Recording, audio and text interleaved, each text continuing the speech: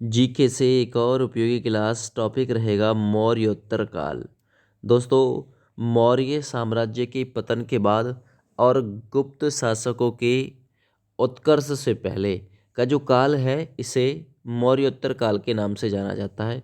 यानी अगर मैं एक छोटी सी लाइन में आपको समझाऊं तो 200 बीसी से लेके 300 बीसी के जो बीच का काल था इसे ही मौर्योत्तर काल के रूप में जाना गया।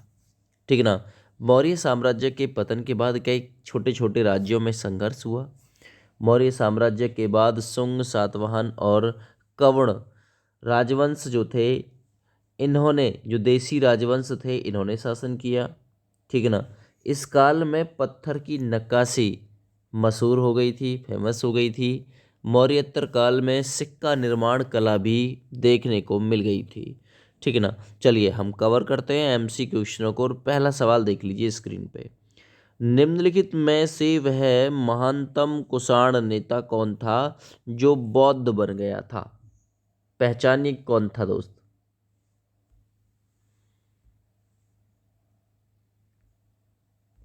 सही आंसर जाएगा कनिष्क।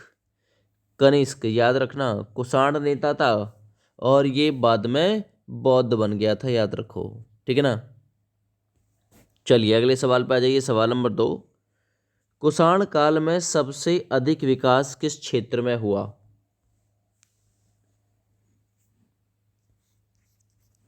सही आंसर वास्तुकला में। ऑप्शन बी बिल्कुल ठीक है। अगला सवाल। सातवाहनों ने आरंभिक दिनों में अपना शासन कहाँ शुरू किया?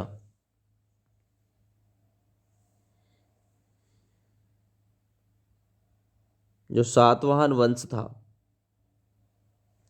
सही आंसर जाएगा, सबसे पहले शासन शुरू किया था आंध्र प्रदेश में, जिसकी राजधानी हैदराबाद है, याद रखना। तो सातवाहनों ने आरंभिक दिनों में अपना शासन वहीं पे शुरू किया था, याद रखो। ठीक है ना, आंध्र प्रदेश से। आगे बढ़िए अगले सवाल पे। किस चीनी जर्नल ने कनिष्क को हराया?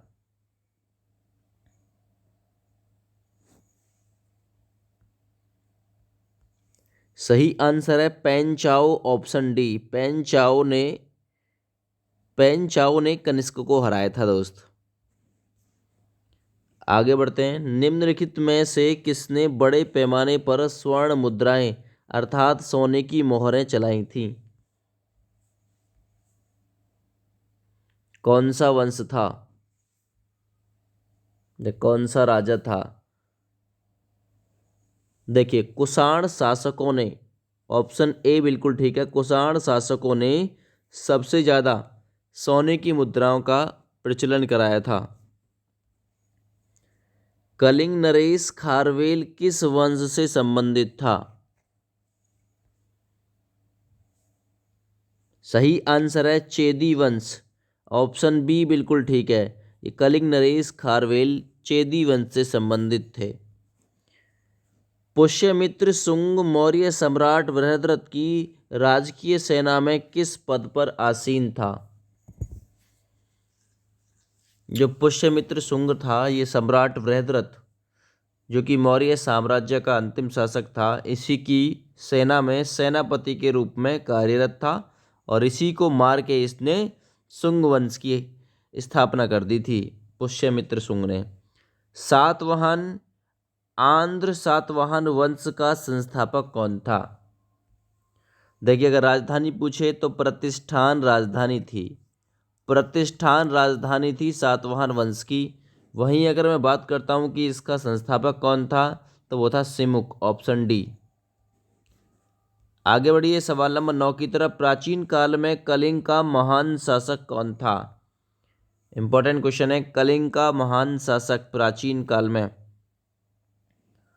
सही आंसर जाएगा खारवेल, ऑप्शन ए। खारवेल प्राचीन शासकों में से एक था। सवाल नंबर 10। प्राचीन भारत का महान व्याकरण अर्थात व्याकरण का ज्ञाता पतंजलि किसका समकालीन था? पतंजलि योग आचार्य, या कह सकते हैं कि व्याकरण का ज्ञाता, क्योंकि व्याकरण का मतलब ही व्याकरण का ज्ञाता से होता है। तो ये किसके समकालीन थे? जरा ऑप्शंस देख के बताइए। सही आंसर जाएगा पुष्यमित्र शुंग, ऑप्शन बी। अगला सवाल करते हैं। सर्वप्रथम भारत में विशुद्ध संस्कृत भाषा में लंबा अभिलेख किस राजा द्वारा जारी किया गया? एक तो विशुद्ध संस्कृत भाषा में ये लंबा अभिलेख किसके द्वारा जारी किया गया था दोस्त? तो ये शक राजा रुद्रदामन द्वारा किया गया था, ऑप्शन सी ठीक है।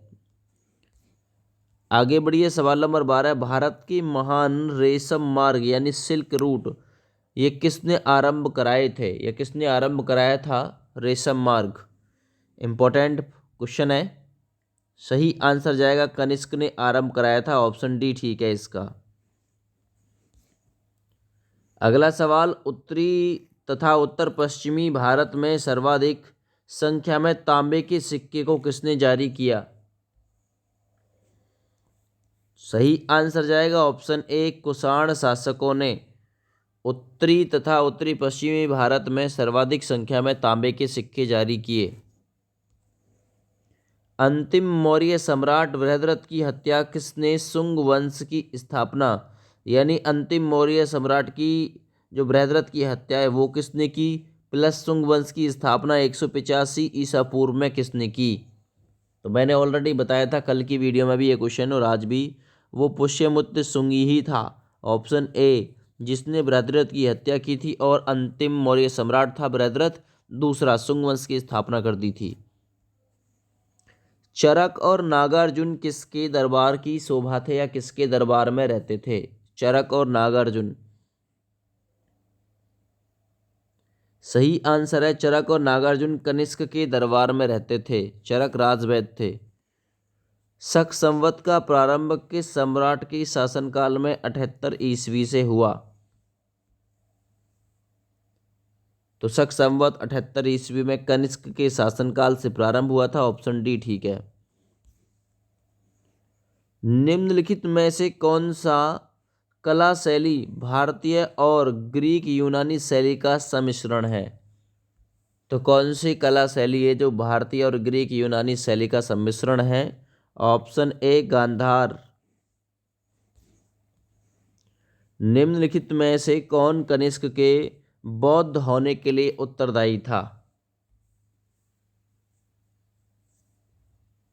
सही आंसर है अश्व घोष, ऑप्शन बी। ये कनिष्क के बौद्ध होने के लिए या बौद्ध धर्म के समर्थक के लिए उत्तरदायी था। तक्षशिला विश्वविद्यालय कहाँ स्थित था? इंपॉर्टेंट क्वेश्चन है, तक्षशिला कहाँ पे था? वर्तमान पाकिस्तान, ऑप्शन सी। कनिष्क बौद्ध धर्म की किस शाखा का अनुयायी था जिसका प्रचार उसने मध्य एशिया व सुदूर पूर्व में किया था?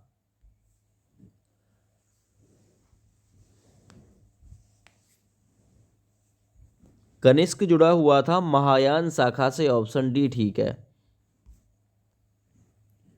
कनिष्क के शासनकाल की सर्वाधिक महत्वपूर्ण घटना कौन सी थी? तो कनिष्क के शासनकाल में ईसा की पहली शताब्दी में चौथी बौद्ध संगति का आयोजन किया गया था, ऑप्शन ए ठीक है। किस वंश ने मौर्य वंश की जगह ली थी? तो मौर्य वंश बृहद्रथ की हत्या की पुष्यमित्र शुंग ने और शुंग वंश की स्थापना कर दी थी, ऑप्शन बी ठीक है। कनिष्क की राजधानी कहाँ थी? ये भी क्वेश्चन आ चुका है दोस्त, तो याद रखना कनिष्क की जो राजधानी थी ये पुरुषपुर अर्थात पेशावर थी, पुरुषपुर पेशावर, ऑप्शन सी ठीक है। पुरुषपुर निम्नलिखित में से किसका दूसरा नाम है? अभी तो बताया है पुरुषपुर पेशावर, तो ऑप्शन डी ठीक है, दूसरा नाम है पेशावर का पुरुषपुर। निम्नलिखित में से कौन सा अभिलेख कलिंग नरेश खारवेल से संबंधित है? कलिंग नरेश खारवेल से संबंधित है हाथी गुम्फा अभिलेख, ऑप्शन ए बिल्कुल ठीक है। किस सातवाहन नरेश ने गाथा सप्तशती नामक महत्वपूर्ण कृति की रचना की थी? गाथा सप्तशती, तो ये गाथा सप्तशती जो नामक महत्वपूर्ण कृति है, ये हॉल की रचना है। ऑप्शन बी बिल्कुल इसमें ठीक है। किस कुषाण शासक ने सर्वप्रथम स्वर्ण मुद्राएं चलाईं? याद रखना, वो थे कन्फ्यूशस।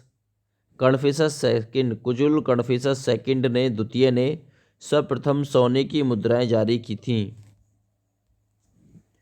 चरक किसके राज चिकित्सक थे? तो मैंने बताया था जो कनिष्क है, इसके राज चिकित्सक थे कनिष्क। ऑप्शन डी ठीक है। सातवाहन शासकों की राजकीय भाषा क्या थी? जो सातवाहन शासक थे, इनकी राजकीय भाषा प्राकृत थी। ऑप्शन ए बिल्कुल ठीक कर लेना। सवाल नंबर 30, सर्वप्रथम रोम के साथ किन लोगों का व्यापार प्रारंभ हुआ? रोम के साथ, इटली की राजधानी रोम, इनके साथ हुआ था तमिल एवं चेरों का व्यापार प्रारंभ हुआ था। ऑप्शन बी ठीक है। सातवाहनों के समय में मुद्रा सर्वाधिक किस धातु के बनते थे? तो जो सातवाहन वंश था, इसके समय जो मुद्रा बनती थी वो सीसा की बनती थी। ऑप्शन सी ठीक है। विक्रम संवत कब प्रारंभ हुआ? इंपॉर्टेंट क्वेश्चन है। शक संवत प्रारंभ हुआ था 78 ईस्वी, और ये हुआ था 58 ईसा पूर्व में। भारतीय रंगमंच में यवनिका अर्थात पर्दा प्रथा का शुभारंभ किसने किया? तो भारतीय रंगमंच में, नाटक वगैरह में यवनिका पर्दा का जो शुभारंभ किया था वो यूनानियों ने किया था। ऑप्शन ए बिल्कुल ठीक है। बुद्ध की खड़ी प्रतिमा निम्नलिखित में से किस काल में बनाई गई थी? सही आंसर है, कुषाण काल में बनाई गई थी बुद्ध की खड़ी प्रतिमा। बी ऑप्शन ठीक है। शुंग वंश के बाद किस वंश ने भारत पर राज किया? तो शुंग वंश के बाद आया था कवण वंश, ये वाला। सी ऑप्शन ठीक है। मौर्योत्तर काल में किसने भारत में हिंदी यूनानी राज्य की स्थापना की? तो मौर्योत्तर काल में भारत में किसने भारत में हिंदी यूनानी राज्य की स्थापना की थी? वो था डेमेट्रिक्स, है ना, डेमेट्रिक्स। चार धातुओं सोना, चांदी, तांबा एवं सीसा के सम्मिश्रण से बनने वाले सिक्के को क्या कहते थे? जो चार धातुओं सोना, चांदी, तांबा, सीसा के मेल से सिक्के बनते थे उन्हें कषाणपण कहा जाता था। कषाणपण। ऑप्शन ए बिल्कुल ठीक है। किस संग्रहालय में कुषाणकालीन मूर्तियों का संग्रह अधिक मात्रा में है? ऑप्शन बी सही जाएगा इसके लिए। मथुरा संग्रहालय में सबसे ज़्यादा है कुषाणकालीन मूर्तियों का संग्रह। प्राचीन काल के भारत पर आक्रमणों के संबंध में कौन सा कालानुक्रम सही है? तो जो देखिए, प्राचीन काल में भारत पर आक्रमण हुआ था, पहले यूनानी आक्रमण था, फिर शक थे और फिर कुषाण थे। ऑप्शन सी ठीक है। ये यहाँ पे है त्रातार अर्थात मुक्तिदाता की उपाधि किस वंश के शासकों ने धारण की थी? त्रातार, जो शक वंश के शासक थे ना, उन्होंने ही मुक्तिदाता अर्थात त्रातार की उपाधि धारण की थी। तक्षशिला के प्रसिद्ध स्थल होने का कारण क्या था? गांधार कला शैली ने इसे फेमस कराया था तक्षशिला को। याद रखना, ऑप्शन ही ठीक है। किस वंश के शासकों ने क्षत्रप प्रणाली का प्रयोग किया? तो क्षत्रप प्रणाली का जो प्रयोग किया था वो बी ऑप्शन शकों ने किया था। बी ऑप्शन राइट है। अगला सवाल है, किस राजा की शासनकाल में ईसाई धर्म प्रचारक सेंट थॉमस भारत आया? तो सेंट थॉमस भारत आया था गोविंद फर्निस, है ना, फर्निसस के शासनकाल में। लास्ट सवाल, रोमन साम्राज्य के अनुकरण या अनुसरण पर किस वंश के शासकों ने कैसर अर्थात सीजर की उपाधि ग्रहण की थी? तो भाई रोमन साम्राज्य के अनुसरण यानी पीछे चलने पर, अनुसरण का मतलब होता है पीछे चलना, पर किस वंश के शासकों ने कैसर अर्थात सीजर की उपाधि धारण की थी? तो सही आंसर जाएगा कुषाण शासक थे, ऑप्शन डी ठीक है। आज की वीडियो में 44 क्वेश्चन थे, मोस्ट इंपॉर्टेंट है। वीडियो को 1 से 2 बार जरूर देखना। जय हिंद, वंदे मातरम। आप सभी का दिन शुभ हो।